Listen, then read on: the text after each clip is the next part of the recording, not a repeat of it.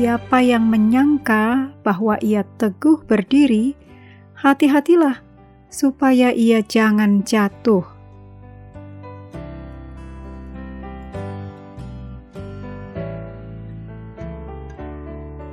Sahabat dan saudaraku, mari menggunakan waktu mempelajari firman Tuhan hari ini.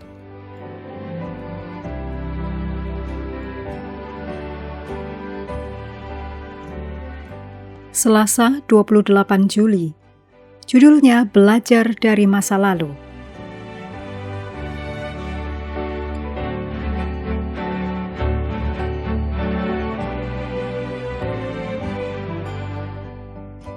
Kita mulai dengan doa singkat yang didasarkan dari Roma 15 ayat 6. Dengan satu hati dan satu suara, memuliakan Allah dan Bapa Tuhan kita, Yesus Kristus.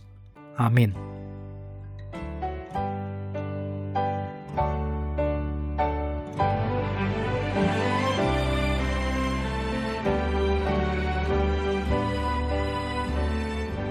Paulus memberikan contoh penyangkalan diri dari pengalamannya sendiri, lalu beralih secara lebih khusus ke masalah penyembahan berhala.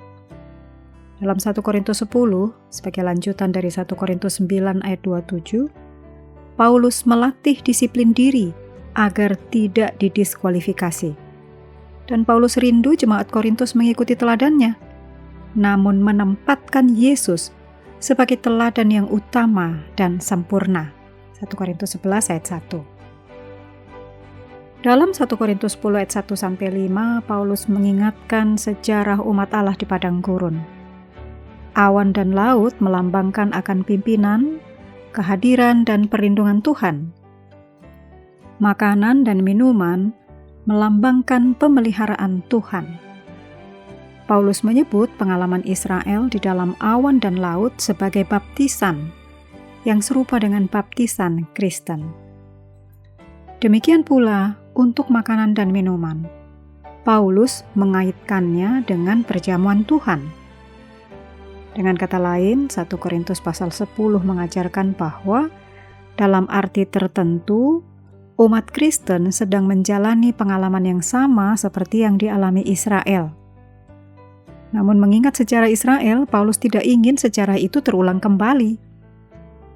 Terlepas dari semua hak istimewa yang dimiliki Israel, banyak dari mereka yang tetap menginginkan hal-hal jahat. Ayat 6. Seperti penyembahan berhala. Ayat 7. Dan percabulan. Ayat 8. Jadi tidak heran Allah tidak berkenan kepada sebagian besar dari mereka. Ayat 5. New International Version.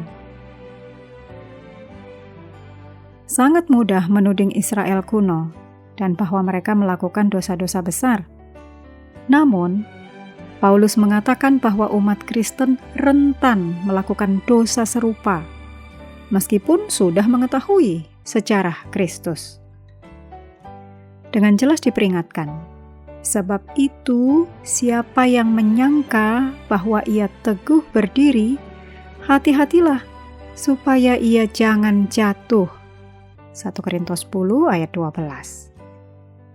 Ungkapan siapa yang menyangka menunjukkan bahwa beberapa orang di jemaat tidak menyadari bahwa mereka berada dalam bahaya jatuh ke dalam dosa-dosa tersebut. Kita semua menghadapi risiko yang sama sekarang ini. Peringatan siapa yang menyangka bahwa ia teguh berdiri, hati-hatilah supaya ia jangan jatuh, perlu untuk tetap diperhatikan, karena sebagian besar sudah mengalami kenyataannya.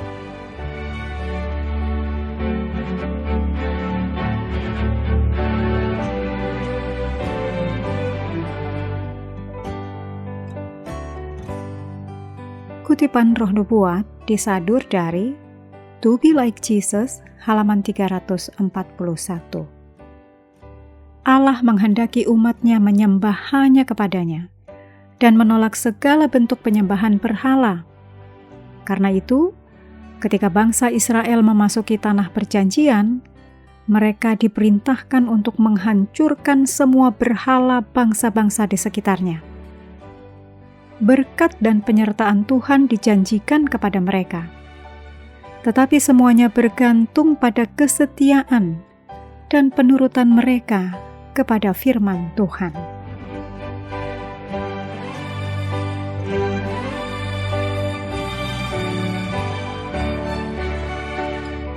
Menutup pelajaran hari ini, segala pujian kita naikkan hanya kepada Tuhan yang telah memberikan Roh Kudus untuk menyertai dan mengajari kita firman kebenaran.